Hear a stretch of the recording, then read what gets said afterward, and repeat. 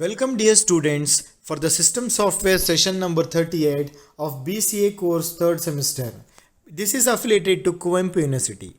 So in today's session we will learn another phase of our compiler, that is our optimization phase.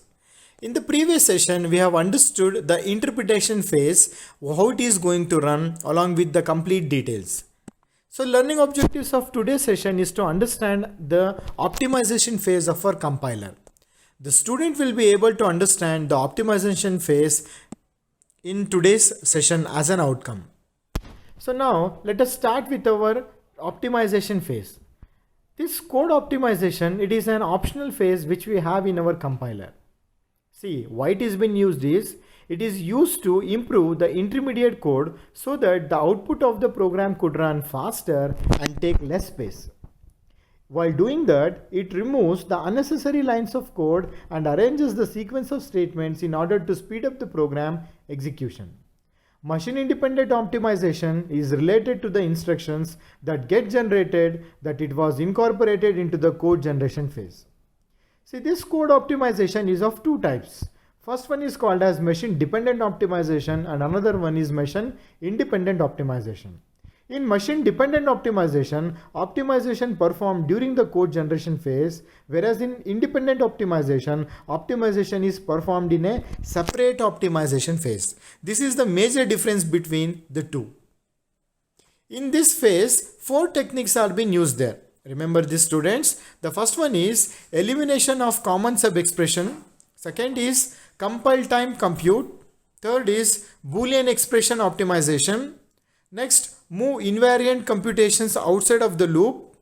Then local transformation applied over small segment of the program and global transformation applied over larger segments consisting of loops or function bodies. So these things we are going to do in this particular phase. So in this phase, various databases and the tables are being used. Among them, we use the identifier table, which is initialized by the lexical phase to describe all the identifiers used in the source program. And we use the matrix, it's an intermediate form of the program. And we use the literal table, which contains the information about our MTX. So with this database, let us have the understanding of our algorithm of this phase. See, in this phase, to start with the algorithm, here the elimination of common sub-expressions will be done first. Then common sub-expressions must be identical and must be in the same statement. Then place the matrix in a form so that the common sub-expressions can be recognized and the recognized two sub-expressions as being equivalent. Then eliminate one of them. Alter the rest of the matrix to reflect the elimination of this entry. Then rescan the matrix for possible created common sub-expressions. Repeat 3 to 6 until no change occurs.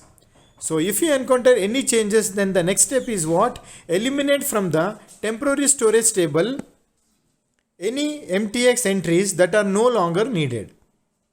So this is about the algorithm. Now dear students, let us have some MCQs. Input to code generator is intermediate code. Whether it is true or false? Yes, it is true. Code optimization is of two types, true or false? Yes, it is true. One is dependent, another is independent. Parsers are expected to parse the whole code. Yes, it is true.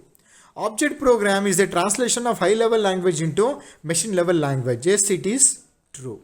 And the last one is, in a parse tree, the leaf indicates the operand and the interior node represents the operator, and it is true. Answer is given false, but it is true.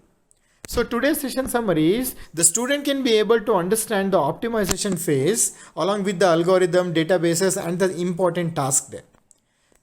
For further references, you can refer to the book System Programming authored by John.